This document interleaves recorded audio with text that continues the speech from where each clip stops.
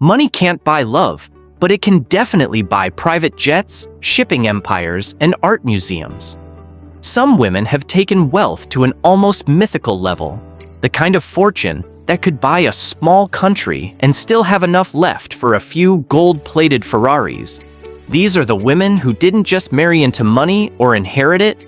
They shaped industries, steered global companies, and sometimes gave away billions without making a dent in their net worth.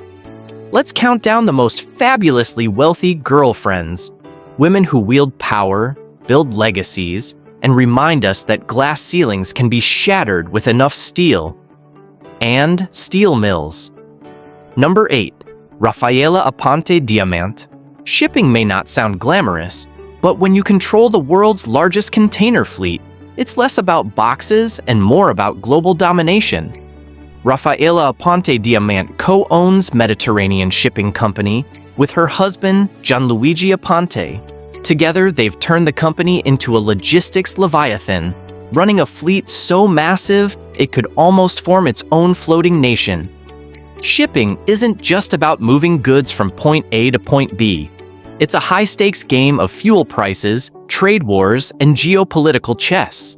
Yet, the Aponte duo has thrived, expanding MSC beyond cargo into port terminals and logistics networks. Essentially, they don't just own the ships, they own the supply chain. Raffaella's fortune lands her comfortably at number 9 on our list. And while shipping might not be as flashy as tech or beauty, when your fleet keeps the global economy moving, you can buy all the flash you want. Number 7. Jacqueline Mars. Ever devoured an M&M and wondered who's profiting? Meet Jacqueline Mars, one of the heirs to the Mars candy fortune. But don't picture her lounging in a chocolate fountain. Jacqueline has spent decades shaping Mars Inc. from the boardroom, helping it expand beyond candy into pet food, gum, and even life sciences. Outside the office, she's a serious player in the world of horse breeding and racing. So yes, she's the rare billionaire who might give you a mint julep tip at the Kentucky Derby. Her farm, established by her grandmother Ethel Mars, continues to produce champion thoroughbreds. Jacqueline's net worth runs into the tens of billions. She could buy a small country, a few racetracks, and still have cash left for an army of golden retrievers, fed, of course, on Mars-owned pet food brands. Despite her wealth, she and the Mars family are known for philanthropy, funding education, medicine, and environmental causes. So, every time you unwrap a Snickers, know that a little sweetness might also be funding a better world. Number 6. Julia Koch. Julia Koch didn't set out to run one of America's largest private conglomerates. She married into the Koch family, owners of Koch Industries, but stayed mostly behind the scenes until 2019, when her husband David Koch passed away. Overnight, Julia inherited a 42% stake in Koch Industries, catapulting her into billionaire stratosphere. Koch Industries isn't your run-of-the-mill company. It's a sprawling empire with tentacles in oil, chemicals, paper, and even lycra. Yes, your yoga pants might be quietly adding to Julia's fortune. Her personal wealth is estimated in the tens of billions, making her one of the most powerful women in industry. Unlike some billionaires who hoard cash like dragons, Julia channels significant resources into philanthropy, especially healthcare and medical research.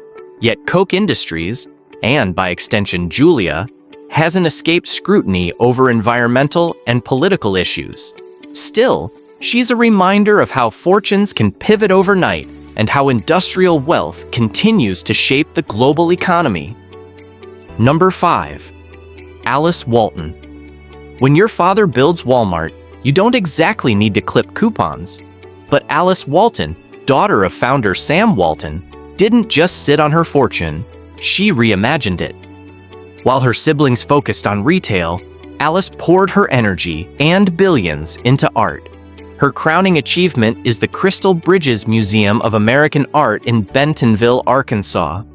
Opened in 2011, it's a world-class museum that rivals institutions in New York and Paris. Yet, admission is free. thanks to Alice's funding. She's brought masterpieces to a part of America often ignored by the art elite and reshaped cultural geography in the process. Worth around $60 billion, Alice can swing the art market with a single purchase. When she bids, prices soar. She's a fascinating mix, built on Walmart's ethos of accessibility, but investing in high art with the power to rewrite museum maps. Number 4. Miriam Adelson. Las Vegas is a place where fortunes are made overnight, and Miriam Adelson is living proof. A doctor by training, she didn't start in casinos at all. She specialized in addiction treatment, but life shuffled her deck when she married Sheldon Adelson, the casino tycoon behind Las Vegas Sands. When Sheldon passed in 2021, Miriam inherited a controlling stake in the global casino and resort empire, which includes glittering properties in Las Vegas, Macau, and Singapore.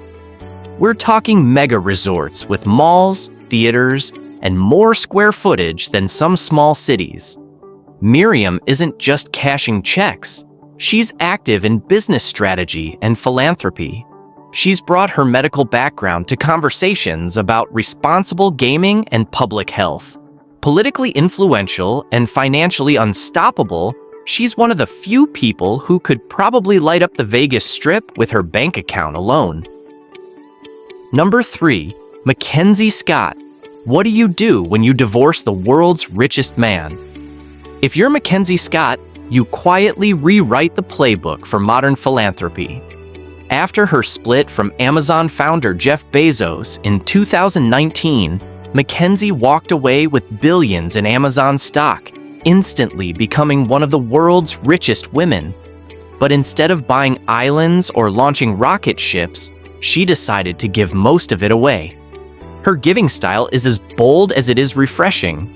No endless grant applications, no slow drip foundations. Mackenzie's team researches nonprofits quietly, then drops massive, no-strings-attached donations like a billionaire version of Santa Claus. Billions have already gone to food banks, climate groups, racial equity causes, and public health, often to surprise recipients who didn't even ask. Yet, despite giving away money at a record pace, Mackenzie is still worth tens of billions. Amazon stock grows faster than she can donate. She's become a philanthropic disruptor, shaking up the old, slow model of giving and proving that billionaires can at least try to redistribute wealth at warp speed. Number 2.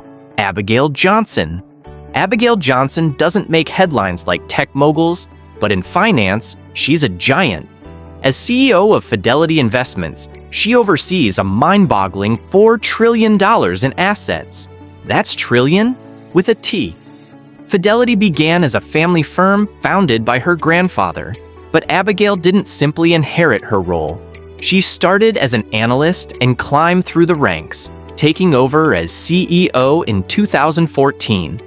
She steered Fidelity into the future, embracing digital investing, fintech innovation, and even dabbling in cryptocurrency. While old-school finance firms were playing checkers, Abigail was playing 4D chess. Her leadership has made her one of the wealthiest women on earth, with tens of billions in personal wealth. In an industry dominated by men, Abigail stands out not just for her fortune, but for her forward-thinking leadership, proving that tradition and disruption can share the same boardroom. Number 1. Françoise Bettencourt-Meyers. When you're so wealthy, you rank first on a billionaire list, you know you've hit an entirely different level. That's Françoise Bettencourt-Meyers, heir to the L'Oréal Cosmetics empire. Her fortune is so massive, it's almost comedic. We're talking about $80 billion plus tied largely to her stake in L'Oréal, the beauty giant founded by her grandfather, Eugène Schuller, in 1909. As an individual, Françoise tops the charts. But when you factor in her husband, Jean-Pierre Meyers, their combined wealth is still so astronomical that it beats everyone else. It's like playing Monopoly and owning Boardwalk twice. Unlike many mega-rich heirs, Françoise is famously private and intellectual. She's written books on Greek mythology and Jewish-Christian relations. Instead of yacht parties, she prefers scholarly pursuits, proving you can rule the beauty industry and still be a bookworm. Her quiet power underscores something fascinating.